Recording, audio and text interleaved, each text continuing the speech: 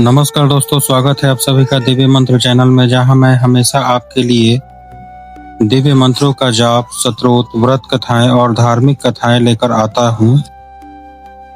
यदि आपने अभी तक चैनल को सब्सक्राइब नहीं किया है तो प्लीज सब्सक्राइब कर लें और बेल आइकन जरूर दबाइएगा, ताकि आने वाले मेरे हर वीडियो की नोटिफिकेशन सबसे पहले आप तक पहुंचे।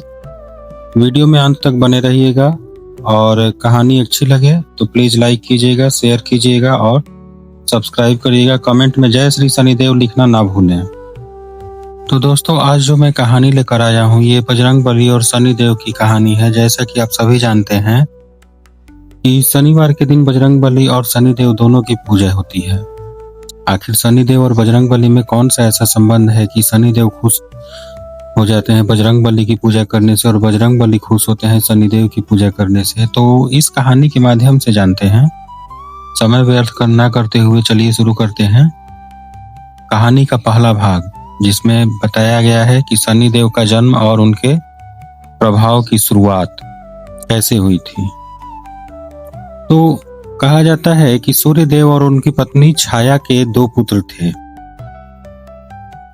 शनि और यम। यमदेव धर्म के प्रतीक माने जाते हैं, जबकि शनिदेव न्याय के देवता माने जाते हैं। कहते हैं कि जब शनिदेव का जन्म हुआ तो उस समय सूर्य ग्रहण लग रहा था। उनकी काली छाया और गहरी दृष्टि को देखकर स्वयं सूर्यदेव भी कुछ समय तक उनसे दूर रहे थे। छाया देवी ने तपस्या करके भगवान शिव को प्रसन्न किया था, जिससे कि शनिदेव को असाधारण शक्ति और तप का वरदान मिला। भगवान शिव ने उन्हें न्याय का देवता घोषित किया और कहा कि तुम ही प्रत्येक जीव के कर्म के अनुसार उसे फल दोगे, तुम्हारी दृष्टि ही सच्चा न्याय करेगी। समय बीतता गया। शनिदेव ने घोर तप किया और ब्रह्मांड में अपनी दृष्टि डालनी शुरू की। उनकी दृष्टि जिस पर पड़ती उसका भाग्य बदल जाता। जो अन्याय करता वह दंडित होता और जो धर्म के मार्ग पर चलता उसे उन्नति मिलती। इस कारण लोक में कहा जाने लगा कि शनि की दृष्टि भयावह होती है पर न्यायपूर्ण भी है। लेकिन धीरे धीरे देवता और मनुष्य दोनों ही उनसे डरने लगे। लोग उन्हें दुर्भाग्य का प्रतीक समझने लगे। वास्तव में शनिदेव किसी द्वेष नहीं रखते किसी से भी, परंतु उनकी दृष्टि इतनी प्रभावशाली थी कि यदि कोई अधर्म या अहंकार से भरा होता तो तुरंत परिणाम भोगता। इसी बीच एक समय ऐसा आया जब रावण ने सभी ग्रहों को अपने राज्य में बंदी बना लिया। वो चाहता था कि उसका पुत्र मेघनाथ अजय जन्म ले।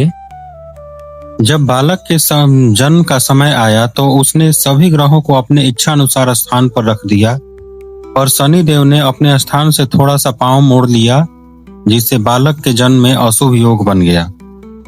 रावण को ये बात पता चली तो उसने शनिदेव को लात मारकर बंदी बना लिया।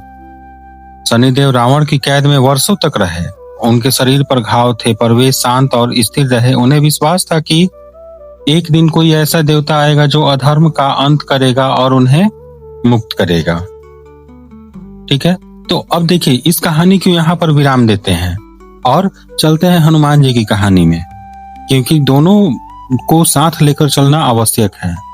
तो अब देखते हैं हनुमान जी की जन्म और बाल लीला। तो क्या हुआ कि उधर अंजना देवी के गर्भ से एक तेजस्वी बालक का जन्म हुआ, हनुमान। कहा जाता है कि जब भगवान शिव ने छाया देवी की प्रार्थना सुनी थी, उसी समय उन्होंने यह बात भी कहा था कि भविष्य में वही स्वयं एक रूप लेकर शनि देव के जीवन में नया अध्याय जोड़ेंगे, और वही रूप था हनुमान जी का अवतार था। बालक हनुमान अत्यंत शक्तिशाली और चंचल थे। वे जब भी खेलते तो पर्वत हिला देते, पेड़ उखाड़ देते और कभी कभी सूर्य को फल समझकर निकलने चले जाते। देवताओं ने उनके बाल्यकाल में कई बार उन्हें आशीर्वाद दिए। एक बार जब उन्होंने सूर्य को फल समझ लिया और निकलने की कोशिश की तो समूचा ब्रह्मांड अंधकारमय हो गया। तब इंद्र ने वज्र फेंककर उन्हें चोट पहुंचाई थी। उनकी ठोड़ी, जिसे हनु कहते हैं, टूट गई थी, इसीलिए उनका नाम पड़ा हनुमान। अन्यथा पहले उनका नाम मारुति था। मरुत से जो बने थे, मारुति था।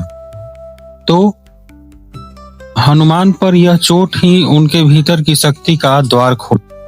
तो अब देखिए आगे क्या हुआ। वायुदेव ने अपने पुत्र की रक्षा के लिए प्रलय मचा दी। उन्होंने सभी मरुत को वापस बुला लिया था। दुनिया में सांस लेने के लिए अब कोई भी हवा नहीं बची थी। तब ब्रह्मा, इंद्र, शिव, विष्णु और अन्य देवताओं ने आकर उन्हें वरदान दिया कि वे अमर रहेंगे, अतुलनीय बलशाली होंगे और किसी भी ग्रह या देवता की बाधा उन्हें नहीं छू सकेगी। तो अब देखिए हनुमान और शनिदेव की पहली मुलाकात कहाँ हुई, इस कहानी में देखते हैं। कई युगों के बाद जब रामायण का काल आया तब रावण ने शनिदेव को अब भी बंदी बनाकर रखा हुआ था। लंका में युद्ध की तैयारी चल रही थी। श्री राम की सेना में हनुमान अग्रणी योद्धा थे। जब वे सीता माता की खोज में लंका पहुंचे तो उन्होंने वहां कोई बंदी देवताओं को देखा, कई सारे देवताओं को देखा। उनमें से एक थे शनिदेव। शनिदेव ने अपनी करुण दृष्टि से हनुमान को पुकारा, पवन पुत्र, मैं शनि हूँ। रावण ने मुझे वर्षों से बंधन में रखा है। मेरा शरीर घावों से भर गया है। यदि तुम्हारी इच्छा हो तो मुझे मुक्त करो। हनुमान जी ने विनम्रता से प्रणाम किया और बोले, हे देव, अधर्म का बंधन मैं नहीं सह सकता। आपकी मुक्ति अब निकट है।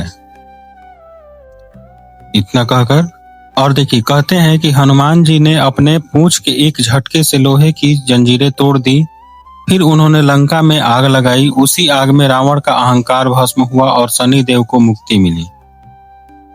शनिदेव ने कृतज्ञ होकर कहा, हे वायुपुत्र, तुम्हारा उपकार मैं कभी नहीं भूल सकता। मेरी दृष्टि जिसे भी छूती है उसे कष्ट मिलता है, पर मैं तुम्हें आशीर्वाद देता हूं कि मेरे प्रभाव से तुम सदा मुक्त रहोगे। जो भी तुम्हारा नाम लेगा या तुम्हारी पूजा करेगा उस पर मेरा कोई दोष नहीं पड़ेगा।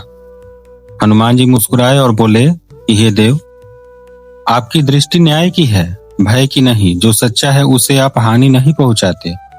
आप सदा धर्म की रक्षा करें। शनिदेव ने सिर झुकाकर प्रणाम किया। उस दिन से यह माना जाता है कि हनुमान भक्तों पर शनिदेव की दृष्टि कभी अशुभ नहीं पड़ती है। तो मित्रों, भाग 1 यहीं पर समाप्त होता है। अगले भाग के लिए प्लीज चैनल को सब्सक्राइब कीजिए। अगले शनिवार को मैं भाग 2 प्रस्तुत करूंगा, जिसमें बताया गया है कि शनिदेव मुक्ति के बाद हनुमान जी की परीक्षा लेने का निर्णय करते हैं और कैसे वह परीक्षा लेते हैं और क्या हनुमान जी उस परीक्षा में उत्तीर्ण होते हैं या नहीं। वीडियो यदि अच्छा लगा हो तो प्लीज लाइक कीजिएगा, शेयर कीजिएगा और कमेंट में जय श्री शनिदेव लिखना ना भूलिएगा। जय श्री राम, जय शनिदेव, जय हनुमान जी। धन्यवाद।